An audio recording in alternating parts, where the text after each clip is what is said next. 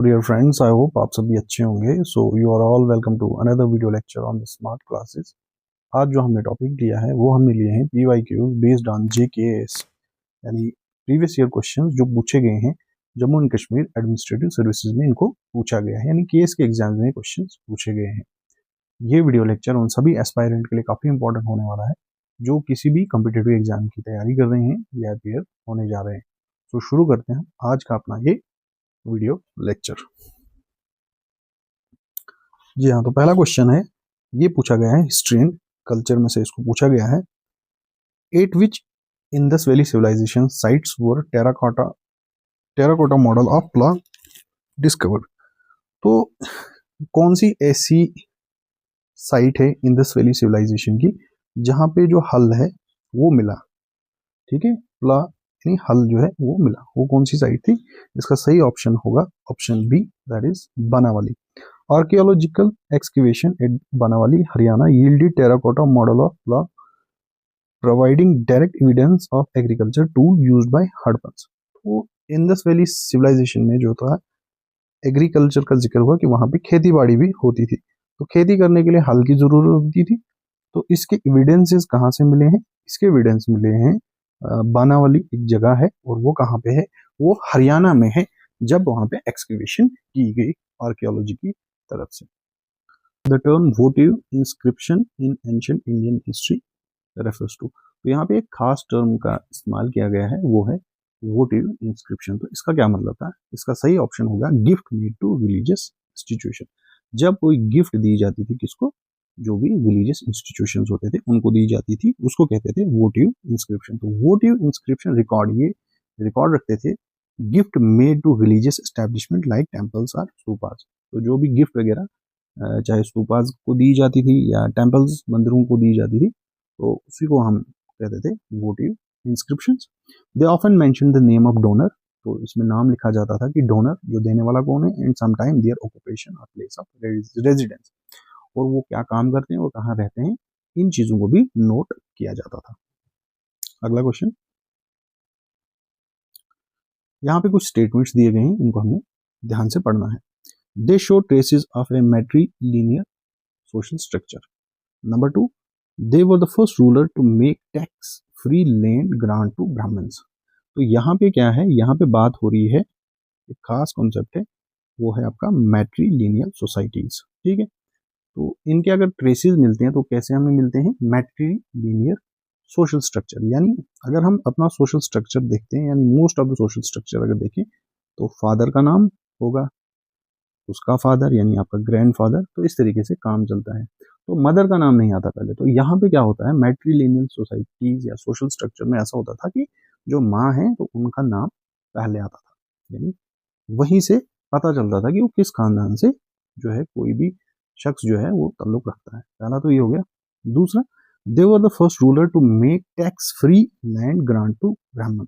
ये वो लोग थे जो ब्राह्मण्स को जो है जमीन देते थे और उस पर कोई टैक्स वगैरह नहीं लगाते थे। तो पहले ऐसे रूलर थे। इसका सही ऑप्शन होंगे बोथ द स्टेटमेंट 1 एंड 2। तो ये कौन थे?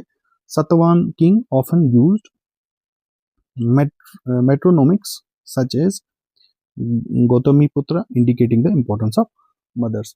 तो यहाँ पे बात हो रही है किनकी? सतवान किंग्स की, और यहाँ पे जो मदर्स है उनको ज्यादा इंपॉर्टेंस दी जाती थी। They also credited as pioneer in the practice of granting tax-free land to Brahmins and Buddhist monks।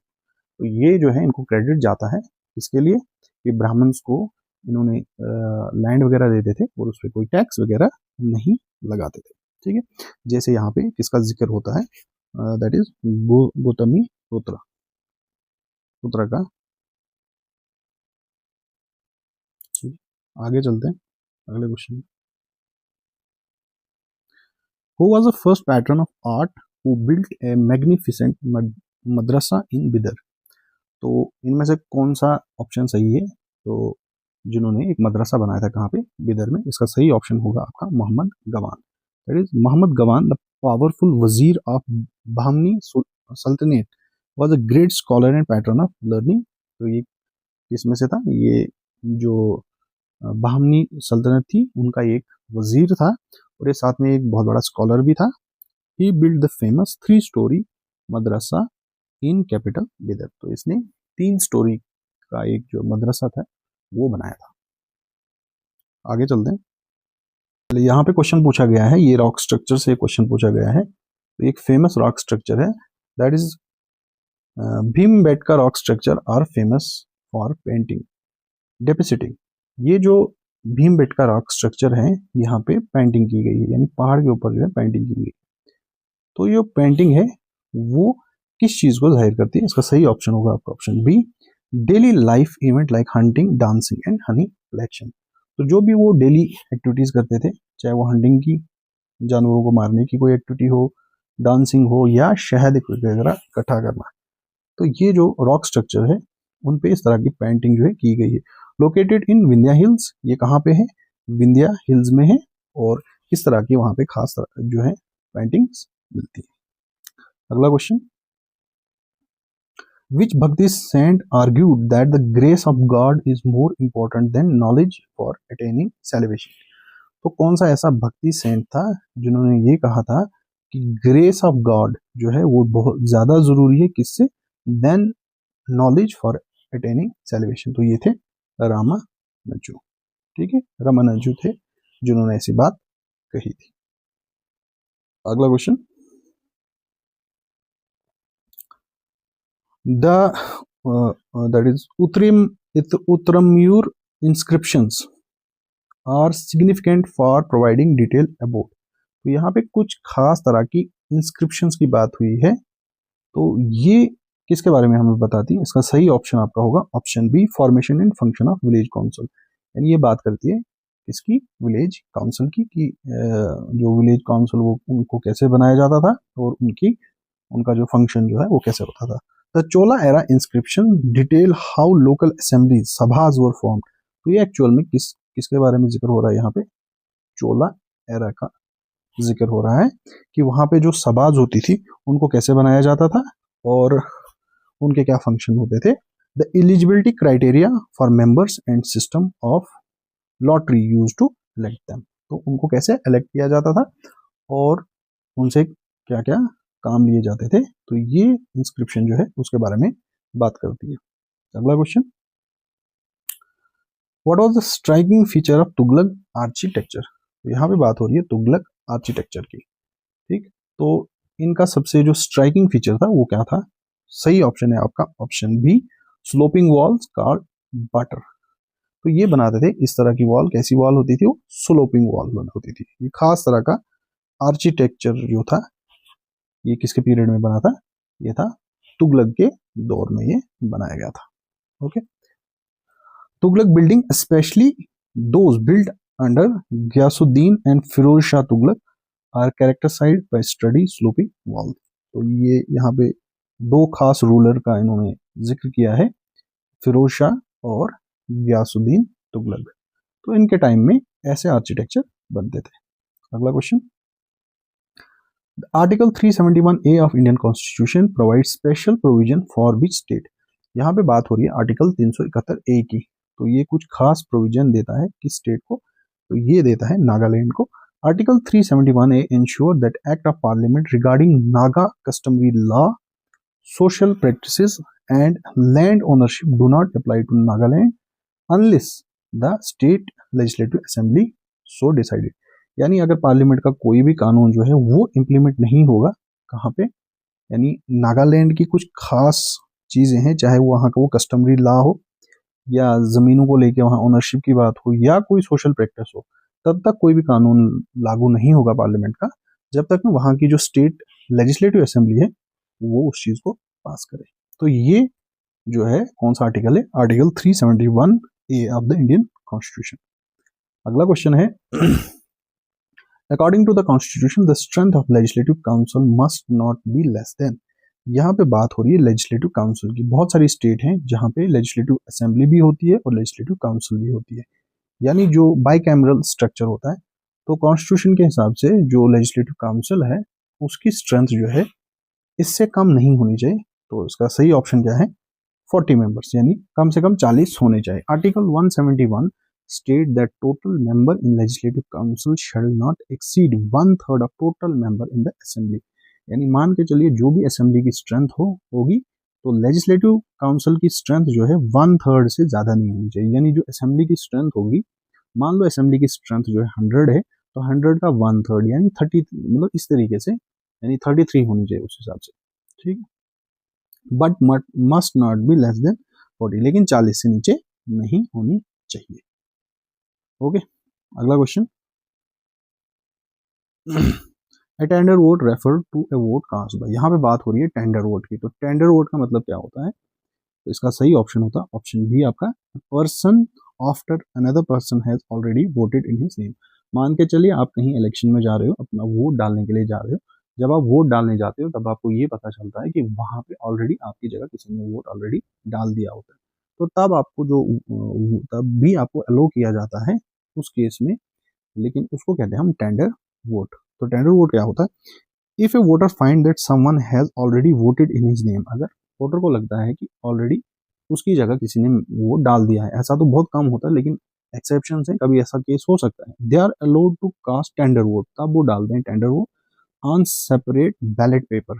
यानी वहां पे यूज होता है आपका बैलेट पेपर। तो नॉर्मली वोट हमारा किस पे जाता है? वो जाता है ईवीएम पे, ठीक, which is kept in seal cover. उसके बाद उस बैलेट पेपर को सील कवर में डाल दिया जाता, तो इसको कहते हैं हम टेंडर वोट। अगला question. Under GST council voting structure the central government vote has the weightage of. देखिए जीएसटी का जो स्ट्रक्चर है वोटिंग का, तो इसमें जब जीएसटी को लेके कोई कानून पास करना होता है तो सेंट्रल गवर्नमेंट के पास भी वेटेज होती है और स्टेट गवर्नमेंट के पास भी अपना वेटेज रहता है वोट्स का। तो सेंट्रल गवर्नमेंट के पास क्या वेट रहता है? इसका सही ऑप्शन है ऑप्शन बी 1/3, यानी सेंट्रल गवर्नमेंट का 1/3 रहता है और स्टेट गवर्नमेंट का कितना रहता है? स्टेट गवर्नमेंट का रहता है 2/3, यानी यहाँ पे ज्यादातर जो पावर रहती है वो स्टेट गवर्नमेंट के पास रहती है। ओके, 2/3 स्टेट के पास और 1/3 सेंटर के पास। अगला question. The flag code of India was amended in 2021 to allow national flag to be flown. अब यहाँ पे बात है फ्लैग कोड ऑफ इंडिया की बात हो रही है और इसको अमेंड किया गया था 2021 में, जिसमें ये बताया गया है to allow national flag to be flown. तो इसका सही ऑप्शन क्या होगा? Option B, day night if displayed in open or on a house. यानी जो नेशनल फ्लैग है तो इसको आप जो है इसको डिस्प्ले करना पड़ेगा, वो अगर नेशनल फ्लैग कहाँ पे है? ओपन में है या किसी घर के ऊपर लगाया गया है। The 2021 amendment allows the flag to be flown day and night, यानी जो झंडा है वो दिन रात जो है लहरा सकता है।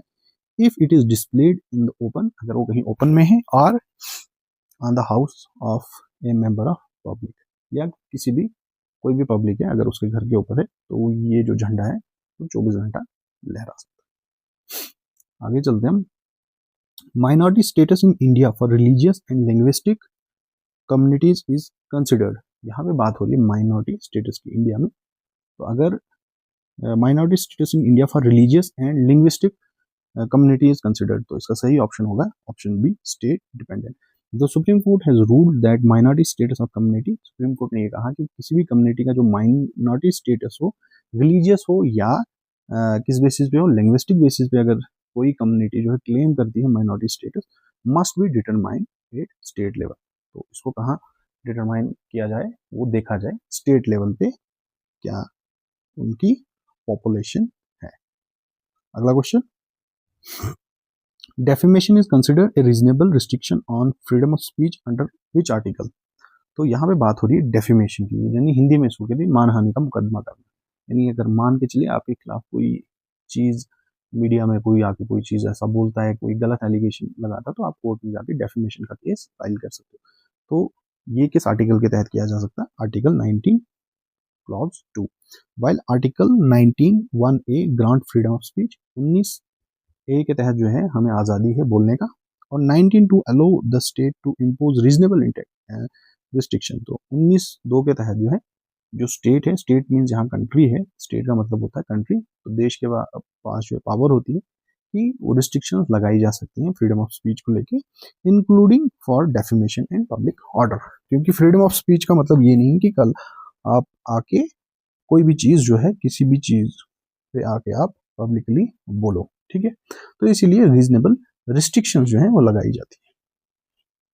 अगला question, the axis of earth is inclined to plane of the ecliptic at an angle of, यहाँ पे बात हो रही है एक्सेस ऑफ अर्थ की, तो ये इंक्लाइंड है कहाँ पे, प्लेन के साथ किस एंगल पे इंक्लाइंड है, इसका सही ऑप्शन है आपका option B, that is 66 1/2 degrees. अगला question, which of the following is an example of mountain range of the pre Cambrian period, यहाँ पे बात हो रही है माउंटेन रेंज की और ये कौन से पीरियड का है, that is pre Cambrian period. सही ऑप्शन इसका है Aravalli. The Aravalli range in India is one of the oldest fold mountain ranges in the world. तो ये इंडिया में सबसे कौन सी रेंज है, सबसे पुरानी माउंटेन रेंज है और ये दुनिया की भी है, dating back to Precambrian era. अगला क्वेश्चन,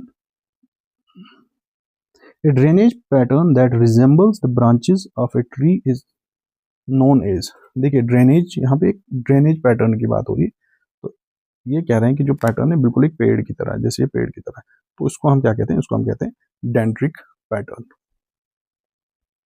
अगला question, which type of lake is often referred to as dead lake, तो कौन सी ऐसी लेक है जिसको हम कहते हैं डेड लेक, उसको कहते हैं हम ऑक्सबो लेक, ठीक है। ये खास तरह की एक लेक होती है, तो उसको कहते हैं हम ऑक्सबो लेक। मान के चलिए ये यहाँ से कोई रिवर वगैरह फ्लो कर रहा है, तो साइड से कभी कभी फ्लडिंग की वजह से मान के चलिए ये अपनी बाउंड्री काट के यहाँ पे कोई लेक बन जाती है, ठीक है।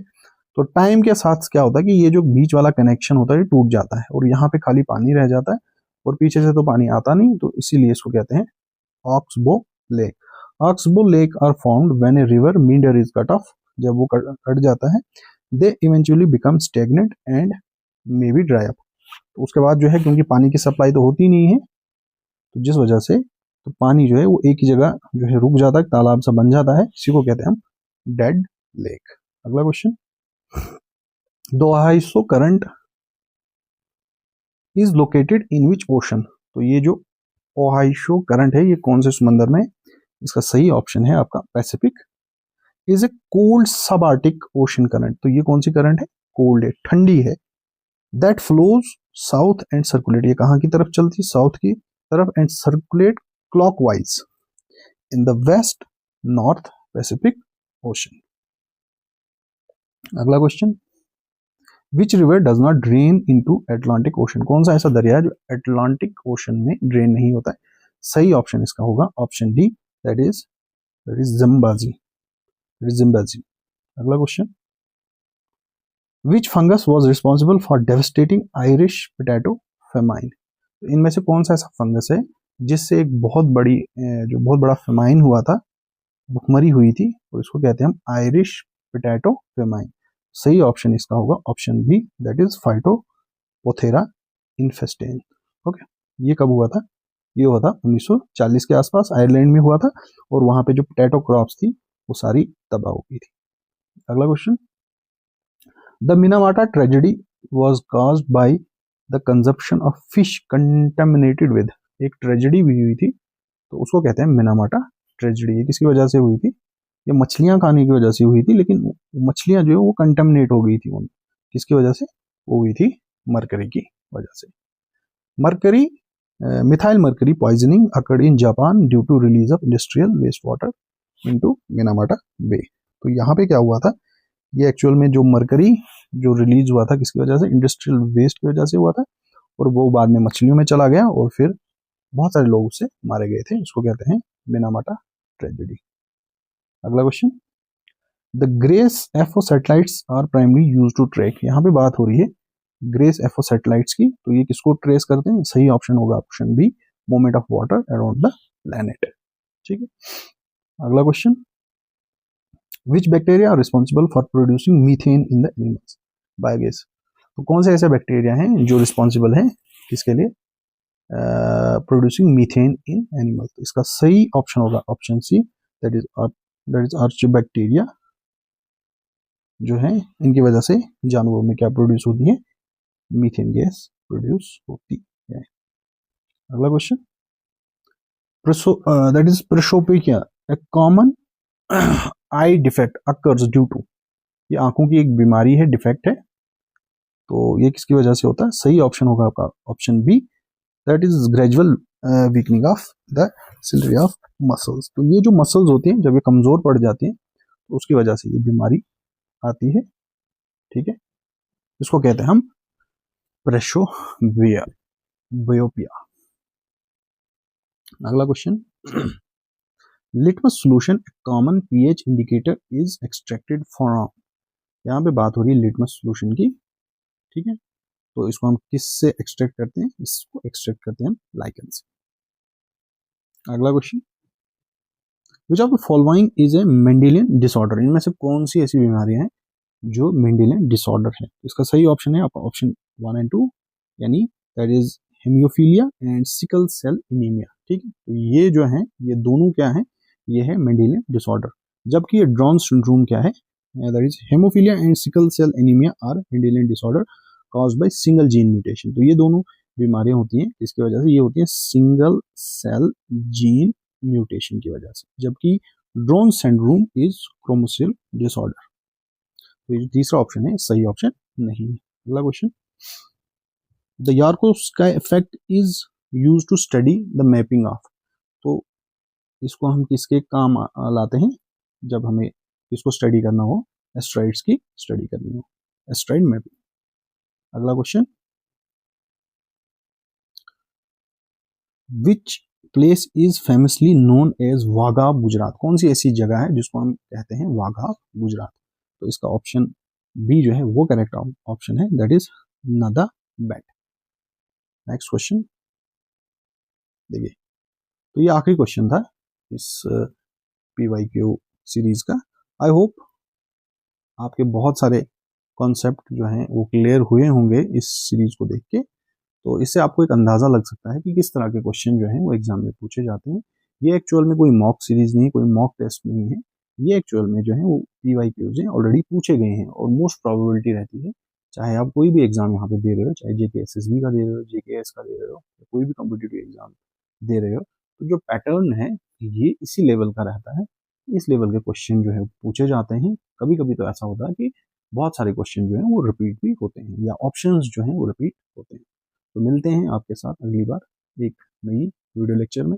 तब तक के लिए थैंक्स फॉर वॉचिंग।